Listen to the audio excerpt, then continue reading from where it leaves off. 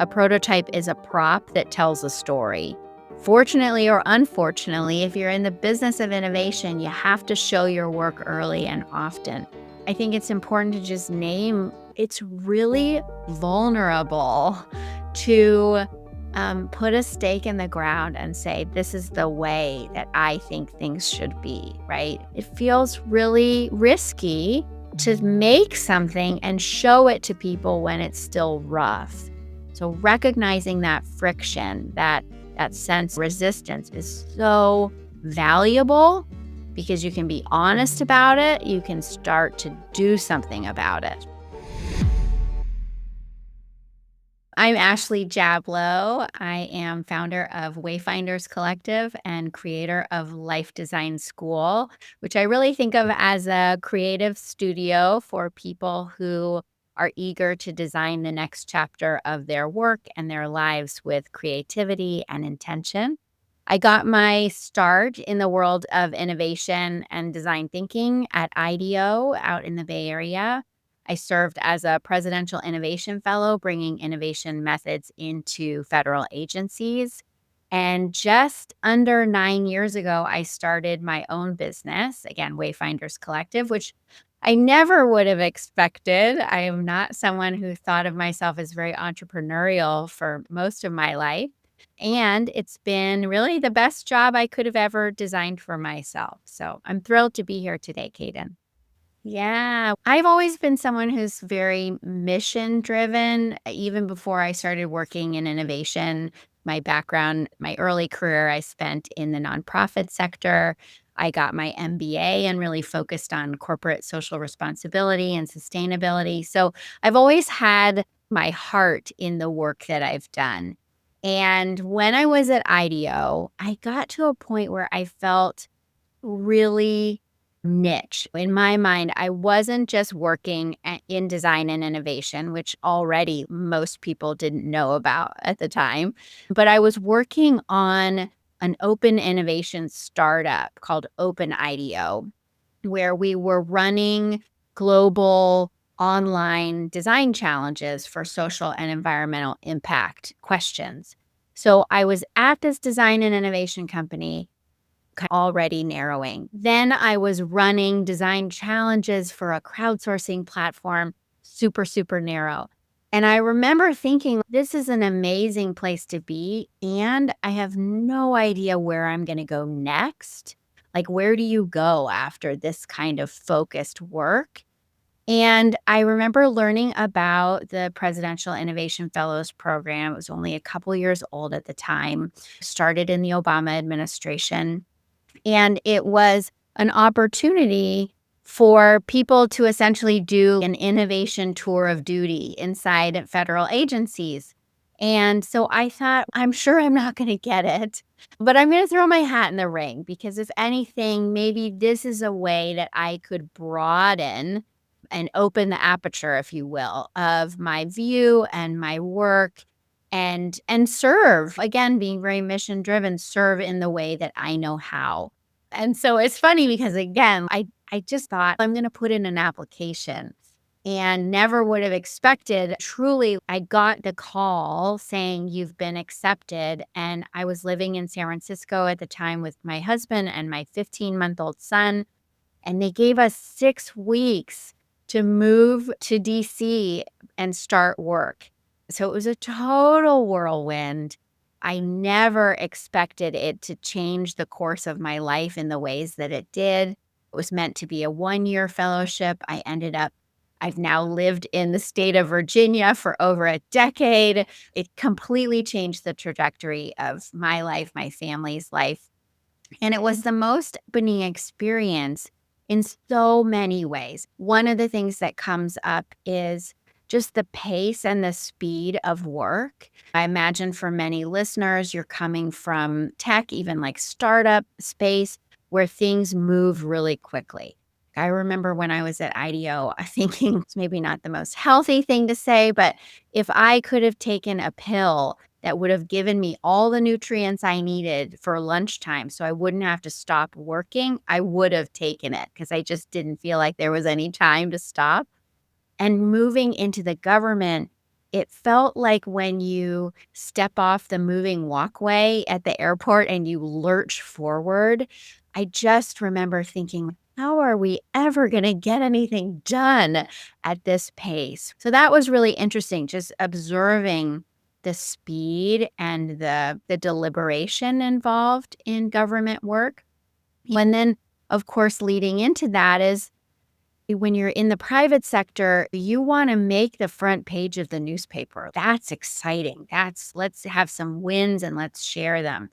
When you're inside the government, the frame of mind is actually we want to avoid being on the front page of the newspaper, because if we're on the front page, that means we've done something wrong. And so it was such an interesting experience for me to learn not just like how innovation happens in government, but the mindsets of the public servants that I was working with who were so committed and so dedicated to serving the public, and also who were working under such constraints and beliefs about how work had to be done. Incentives inform behavior. What I'm hearing from your experience is um, that in Silicon Valley, I mean, it's such a big caricature that like they made a comedy series about it. That there is like one side of the spectrum where there's like almost a lack of stewardship over the capital that they've been given to like innovate with. Like there's almost a waste, or it used to be like with zero interest rate. And then in government, there's like the ultimate stewardship. You're using tax dollars to get things done. And there's a higher level of accountability with how you spend that money. And so it's like led to these very conservative practices because no one wants to get in trouble misallocating funds. And then the people that do, they get like eviscerated in the news. And where So I'm imagining that the answer to getting things done in the government and doing innovation isn't like, no, you should be doing it like Silicon Valley. How did that experience temper how you view the work in the private? Like, if you ever like went back into directly working in Silicon Valley, let's say that like your hero's journey, you go out of your comfort zone, you get the call to action to go join this fellowship, and then you in an alternate timeline, came back to actually work at a startup in Silicon Valley. How would have you approach the work in the private sector again? Yeah, it's interesting because I did actually go into the private sector after leaving government back to the Bay Area, but I Yeah. worked for a Spanish design firm and started their first US in DC. So I have some Really? of that. And the thing that I'm not sure actually that I saw it at the time as clearly as I do now, but the reality is that people are people. And the work that I ended up doing in government was really around how we as humans understand and adapt to change and how we grapple with risk. And the reality is that in the startup world, the same is true. Humans are humans, and we may have different, like you said, incentives. Although I will just name my sincere wish is that like stewardship, whether it's of money or other resources, is of primary importance no matter what industry you're in. I'll just like name that as my soapbox to stand on. But the reality is that we're actually not that different, because if you wanna put a new product out in the world, you wanna be thoughtful about how you do it, right? And you need to be thinking about trends and forecasts and what the market needs, and what are the risks we're willing to take, and what are the changes we'll have to make in our processes and our approach and the way we work as a team to lead to that successful outcome. And the reality is that's exactly the same mindset and way of working that I think is needed inside the federal government, inside the public sector as well. So that was the thing that I really took away from my time, is that actually in many ways we're not that different. And even now in my work with Wayfinders Collective, whether I'm coaching leaders and executives or I'm facilitating strategy and vision workshops or convening stakeholder conversations, it's actually like talking about change. It's talking about risk. It's reframing our relationship to something like innovation that actually needs to happen no matter what industry you're in, and that can then enable the successful outcomes that you want. Jablow or I was in the 8th grade when the iPhone 3 came out, Mm. the Mhm. 3G, and I saved up all my money and didn't even think about, like, how the cell phone plan was gonna get paid, but, like, I guess my parents took care of it.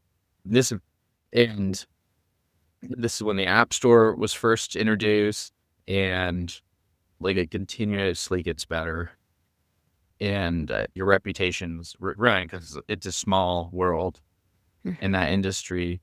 You could waste money in Silicon Valley and have a great career. You could just waste money your whole career and be very wealthy at the end of it. It's a racket.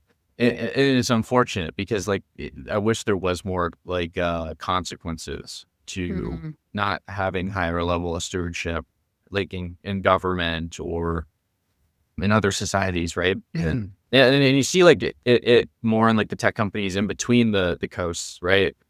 Like the companies are based in the middle states, the flyover states, Mhm. like the governance is a little bit more responsible, higher Mhm. accountability, fiscally responsible. Um, in the film industry, you don't I mean, when you skip the pre-production process and you just say like, hey, it's IP, we bought this IP, it's Teenage Mutant Ninja Turtles. We don't need a script. We'll greenlight it. We're gonna hire all these people, all these expensive actors. And then if the movie is bad, they blame the audience, like, "Oh, maybe, like, Mhm. this IP is not good anymore." But if then you take a director that reboots the same IP, and they spend time really sweating the narrative and the details and, like, make sure that the story resonates. A famous, example is, K-pop Demon Hunters. I think it's almost and I'm gonna bring it up in this interview because we're coming up on the year anniversary of one of the best movies ever made. Oh, my daughter loves that film, and So it's so funny. funny how many adults, like, love it because it's just because the narrative's so good. Like, Mhm. the funny story behind it is that, Sony, like for those who don't know, like, Sony sold it to Netflix for, like, a pittance. Like, Netflix, Mhm. like, got it for, like, a hilariously cheap amount of money. I think maybe at cost of, like, production. They're like, "K-pop Demon Hunters." I remember reading an article about Netflix buying it before it came out, and I'm like, "That's a weird premise." Like, I don't like, that's a concept, like, I'm not into K-pop, like, I'm not, like, a teenage girl, like, I mean, I'm like, that's not a movie for me, obviously, and then, like, when it came out, we're like, "Holy crap, this is, like, really good." This is very compelling because the narrative was good.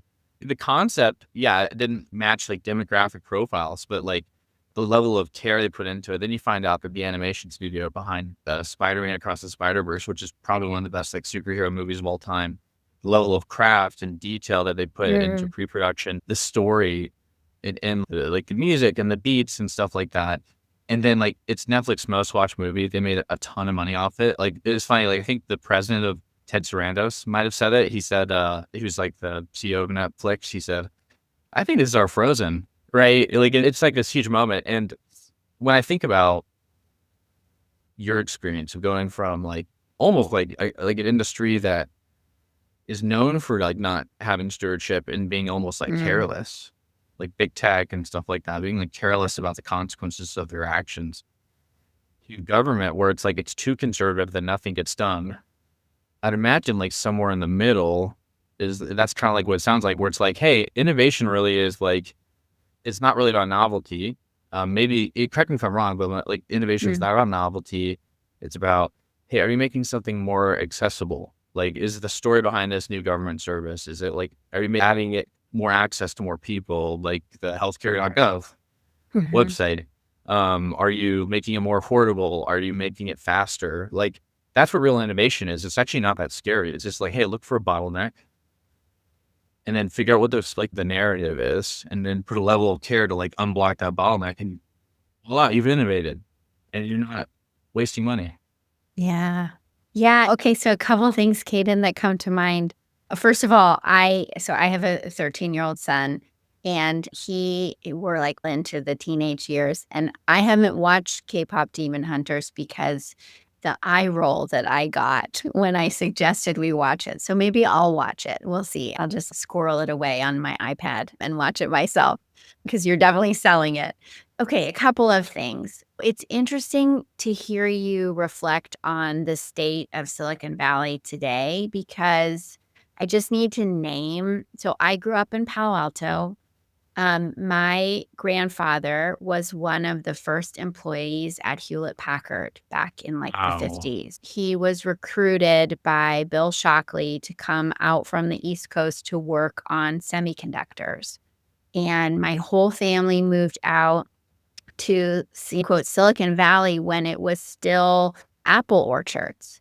So I'm very lucky that I've had the opportunity, both through my family's story and also through my experience growing up there in the 80s, 90s, and 2000s, of seeing what Silicon Valley really used to be and the idealism and the care and the optimism that was really part of the early days, right? My mom has had a retail bead business for 40 plus years. And Facebook's first office was above my mom's bead shop.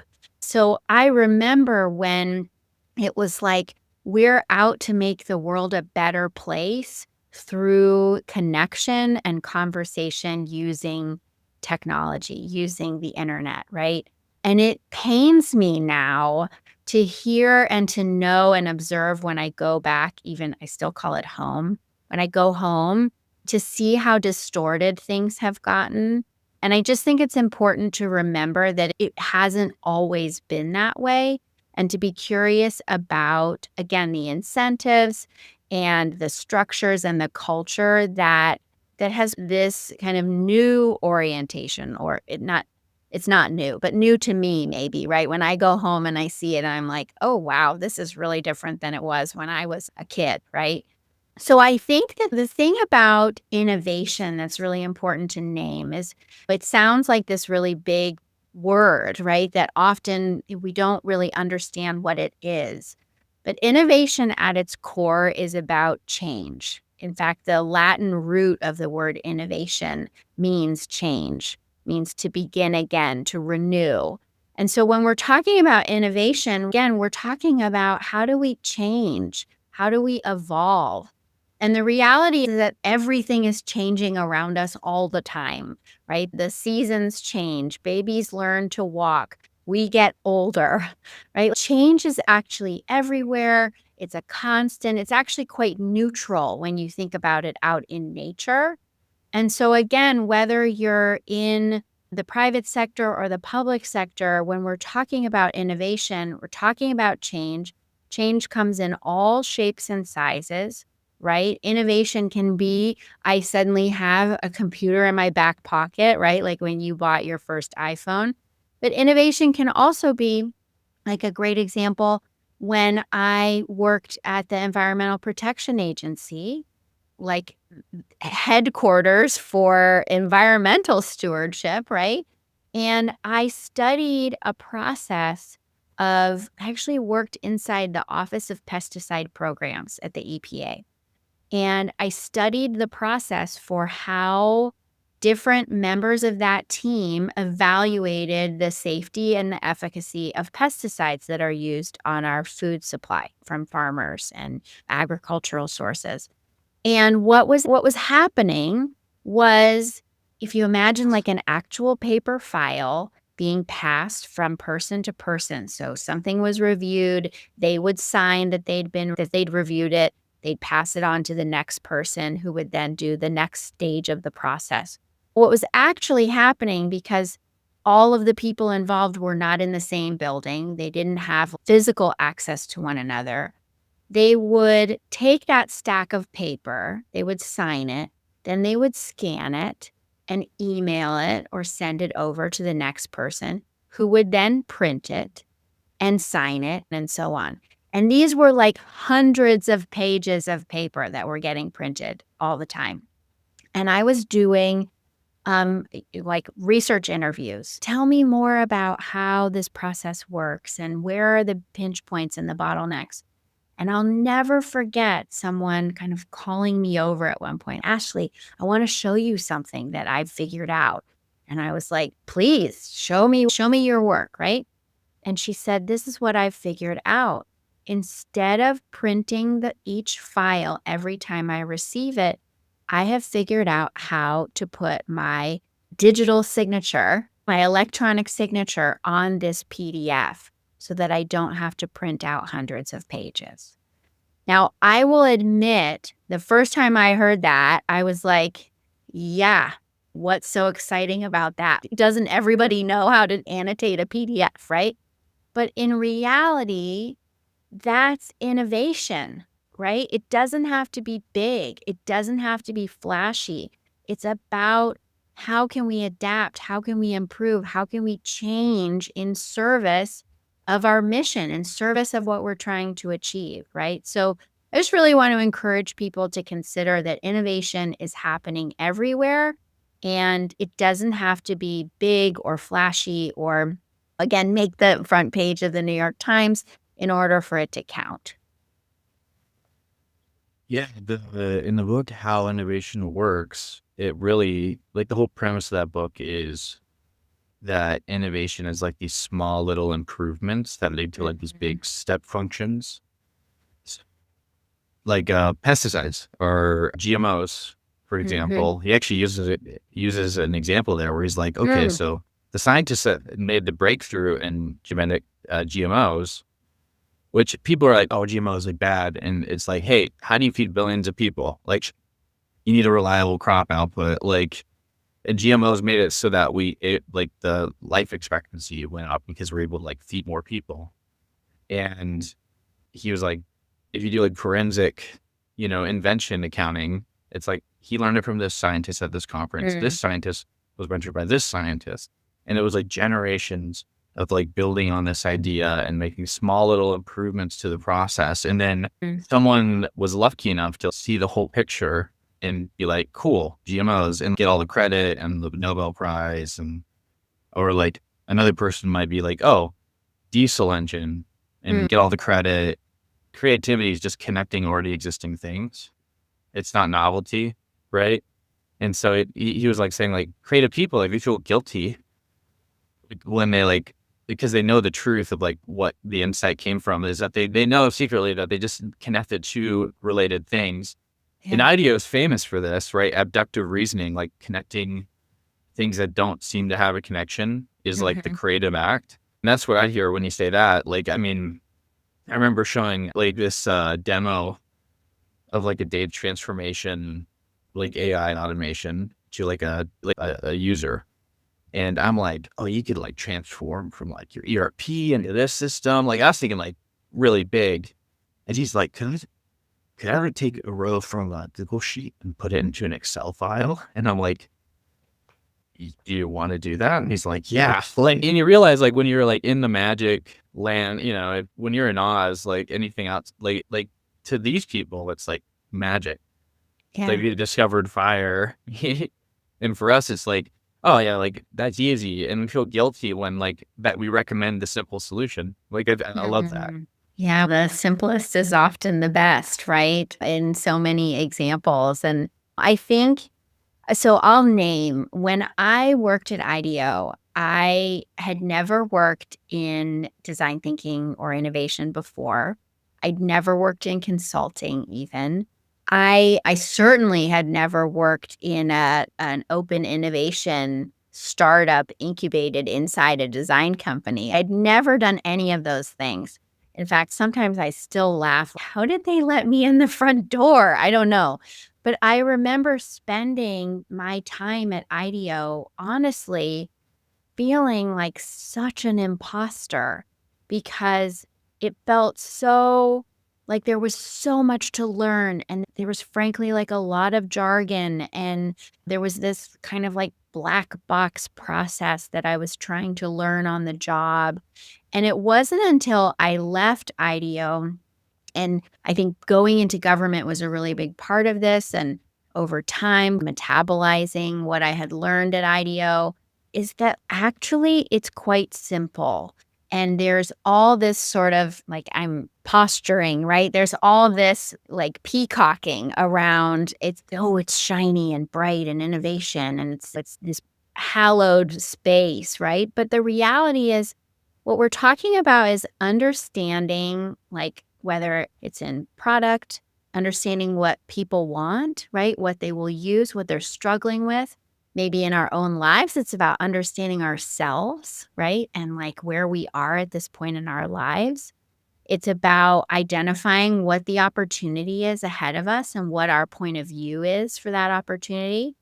It's about starting to identify and imagine some solutions, and then it's about trying something. And in fact, it's about trying like the smallest, fastest, cheapest thing that we can try right now to learn the most, right? It's not rocket science. It's not brain surgery, right? It's just starting with people, knowing what the opportunity is, what your North Star is, imagining some new possibilities, and then trying them out and seeing what works, what doesn't, what did we learn, and what are we going to do next?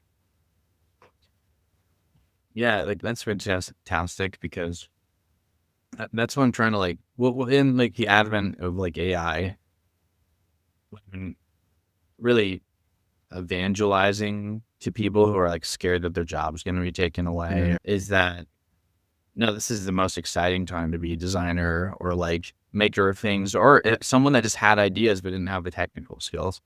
Mm. Where you look at like the magic of like Pixar or Apple or IDEO, right? I mean, and you were in the, I mean, I had a former teammate coworker who worked at IDEO too.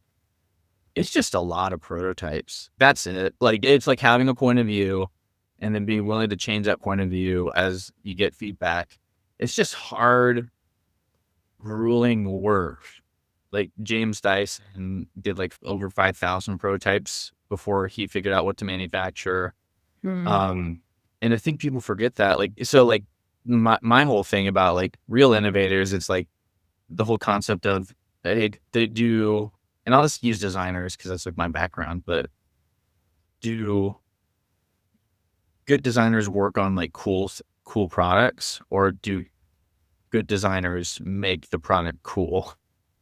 And that's what you know, Hmm. it, yeah, and it's like, well, no, actually, I'd argue that when a product's already successful, you kind of get like the mediocre people that like their whole like identity maybe is like their incentives are to for being there are not as like aligned with the original like vision of like the organization, because they're like, oh, we're joining because I'm like I want to work at this cool company. The Mm. people that are great are like the original like Silicon Valley like founders that like they were misunderstood. They hadn't they were not doing this because it was cool. It was actually like the opposite of cool. And they made these amazing technologies like there and work on it. And I mean that's like humanity, right? Like it's inevitable. It really just came down to like people just being obsessed and passionate about the potential of like the medium. You know, it's like why Mhm. people go into government. They believe in the power of government to Mhm. like Yeah. um I really think like drive that point home. It's like have a point of view and then make a small like prototype, get a test. Not like a product. Don't go to like market and production so people can tolerate. Like make something that gets people to react to something that feels real. The default outcome is failure, but like then you take that learning, you refine your thesis, make another prototype, and you do it again and again, and likely you'll eventually succeed. Is really like what I'm hearing here. Yeah, I think it's important again in service of demystifying some of these terms.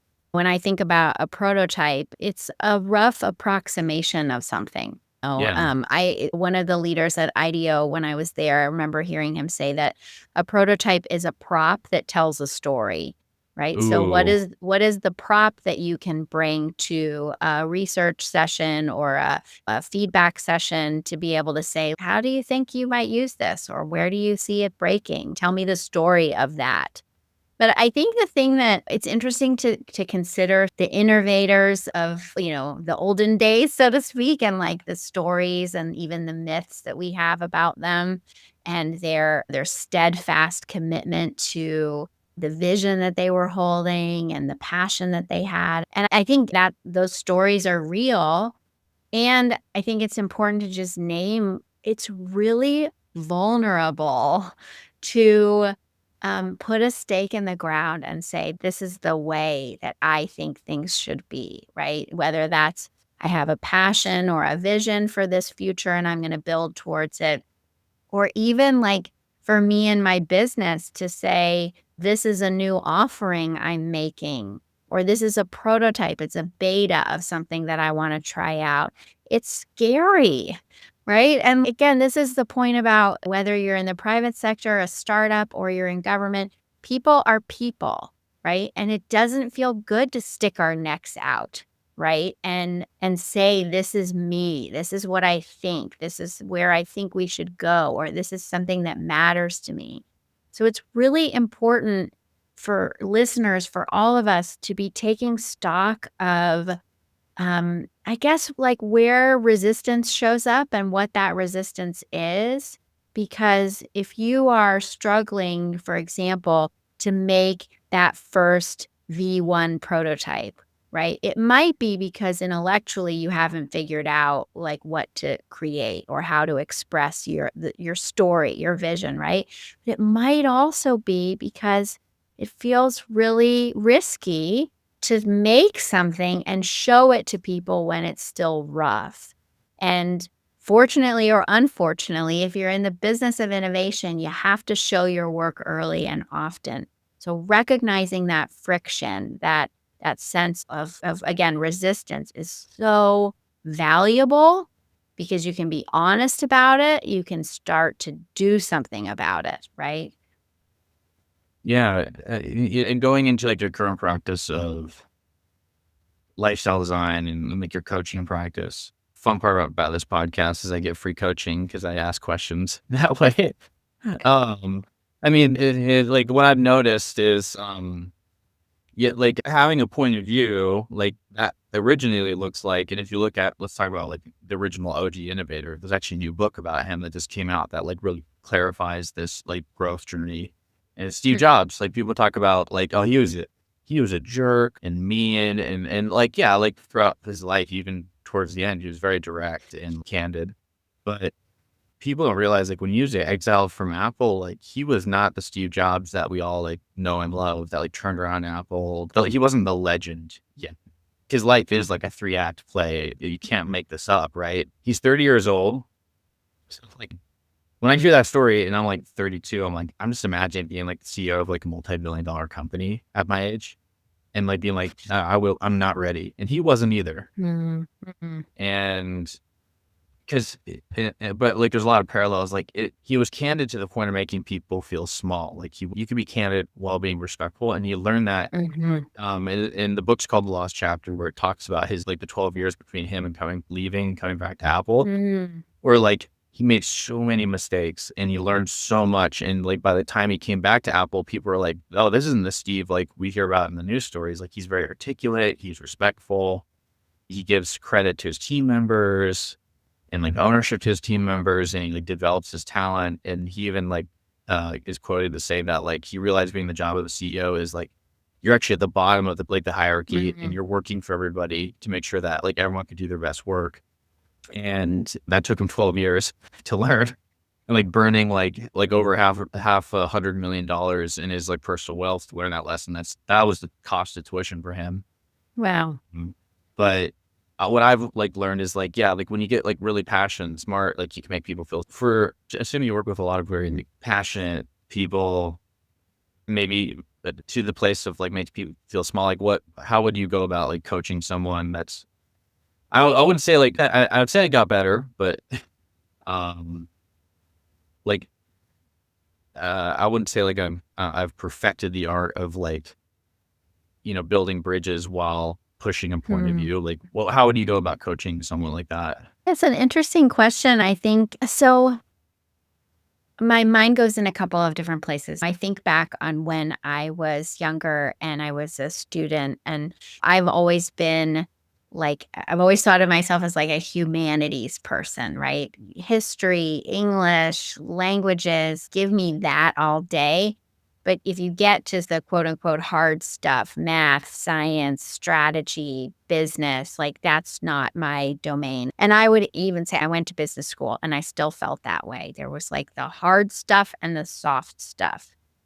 And I think maybe our culture has changed, or certainly I have changed to see that all of that, the stuff, I want to put my hands around a boundary around the things that we think are successful in business or successful in leadership, right? Like being results oriented, having a strategy, driving your team to execute on a plan, your P&L, right? All of that stuff, it can only really happen successfully when you have figured out the soft stuff, when you have figured out the people and the culture and the intangible elements of leading both your team, but especially yourself. I think there's another leadership coach named Jerry Colonna who I really respect, and he says the hardest part of learning to lead is learning to lead yourself. And it Mhm. sounds like that's exactly what Steve Jobs did during that period. I think it feels soft, it feels mushy for many, it feels like a waste of time maybe because it's not always easy to tie that investment into self-learning, self-leadership, self-management, and service of your team. It's not always easy to tie that directly to results, right, this quarter. And it's that work that I think actually enables, again, all the results that we traditionally prize. So, in coaching, the way I think about it is we need to be balancing the being, like, how am I showing up with the doing? What actions, behaviors, and choices am I making? And the being, how do I want to feel? What are the ways I embody the leader I want to be? Again, how do I show up day to day? That's really the foundation that enables all of the wins, all of the success that we want to see as leaders. So, again, in coaching, we spend a lot of time balancing both of those things. Certainly, we don't want to sit around and just talk about the meaning of life or navel gaze for so long that we don't actually end up taking action. And for any leader, I think, who says, I'm just driving results, but I'm not taking a look at who I am as a person and what my values are and how I want to be a role model for my team. I think not only are they missing out, but they're likely not going to succeed in the long term. I really like that. And I mean, going back to your case study of the EPA, like just finding out that bottleneck of like usually it's I'm a big believer in the whole idea that like all problems are interpersonal problems. The bottleneck is just having a like apologizing to that one person that's like blocking you, or having like a heart to heart and like trying to understand and like listen to someone and like building a better relationship with a cross functional partner, and then that unblocks a project. Like it's like that simple. Like there's very practical things. Like Mm. soft skills are hard skills. They're just hard to measure. Yeah, yeah. Yeah, I do think at the end of the day, people are messy, and that messiness is not always in alignment with the pressure and urgency we feel in business, right? It makes so much sense that if you are working with a fellow employee in a different team to accomplish or to complete a project, right?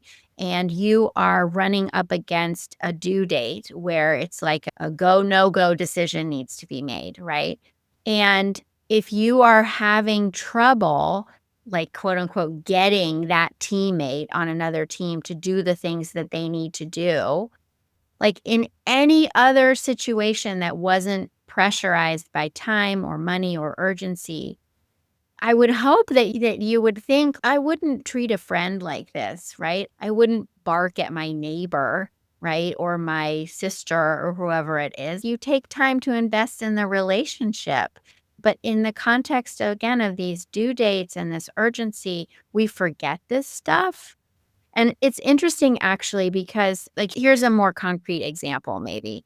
Let's say I have a value of predictability, right? I like to know that things are going to go a certain way. I like structure. I like order. I like a plan, right? And let's say, Caden, you and I have been assigned to work on a project together. And that's my value: predictability, order, structure, all of that. Let's say you have a value around spontaneity and around the creative process, feeling like flow and inspiration and like waiting for that aha spark to come to you, right? Now, neither of those values are right or wrong. There's nothing wrong with my value of wanting order and structure. And there's certainly nothing wrong with your value of wanting surprise and spontaneity and that sort of aha light bulb, right? And if we are assigned to work on a project together, and let's say we've got 6 weeks to finish this project, I can guarantee you I'm going to come to our first meeting and say, okay, what's our plan? What's our schedule? What are our midpoints? How are we going to know we're going to hit our due date? And for you, you're probably going to come to that meeting and say, I need some time and space and openness to let it come to me, right? Like I need that freedom and flexibility to discover something that lights me up. Again, neither of those values are wrong or right. And we're likely to have conflict in our project because we're each approaching it from a different value, right? So it's really important that we as leaders, as people, are understanding ourselves and that we are being curious about the people we work with as people, right? Above and beyond, like we have these due dates, we have these projects, these things we need to get done. We need to be understanding each other and assessing how we're working together as human beings first. I mean, I usually at this point in the podcast, I ask like if there's anything that hasn't been said that should be said, but I really feel like you tied this conversation in a nice bow. I mean, I agree. Like when I mean, and that's like such a real relatable example on a broad level for most people, where like I've learned to just say, because you really pegged me there, like that. Yeah, like, I don't like giving, estimates when I haven't, like, explored a little bit. Interesting. Yeah, so I usually try but, like, what's worked for me is as I've learned to be more considerate, which is a consideration is a virtue, right? Is that, okay, this person needs to feel like there's some level of certainty from, like, the team member, and I need to have a Mm, point of view, and I could just be like, "Okay, give me 2 weeks. Is it okay in, like, by next Friday I come back to you with an answer. I'll go do some quick exploration, and then I'll give you like an estimate. And that's used to work a lot. But mm, I feel like that really resonates where it's like, hey, you can still explore, just like give an estimate of like how long it would take you to have like at least a thesis to put on the mm, plan document, right? But yeah, I love that so much. I don't want to mm. like run over your point too much, but that really resonated for me. So thank you. I'm so Um, good. so Ashley, how can people find your work and work with you? Yeah, absolutely. Yeah. There are a few different places I would suggest folks go. I am very active on LinkedIn, so I would love to connect with any listeners who want to stay in touch that way. I also have a lot of resources available at lifedesignschool.co, including a free on demand workshop called the Clarity Kit. I think one of the things people who are listening will really probably identify and understand this idea that if you don't know the problem you're solving, you can't get to the right solution. And that's true in innovation contexts, in product design, in service design. It's also true in our lives. If we're feeling stuck and we're not clear on the problem we need to solve, then of course we're going to get to the wrong solution in the end. So, the Clarity Kit workshop is a free 30-minute video with me where I walk you through a process and activity to help you get clear on the problem you want to solve. And sometimes that's all you need to then be able to feel like you can launch into solution mode with more clarity and confidence that you're going in the right direction. So, I would encourage folks to check out that workshop as well. Ashley, thank you so much for coming on the show. You have a good one. Thank you so much. This was so fun. Hey, listener, thanks again for listening to The Way of Product. As we power down today's session on the fusion of creativity and technology, let's solidify the energy you've gotten from our dialogue today. If you've gleaned insights or strategies that could turbocharge your projects, I have a small but powerful ask.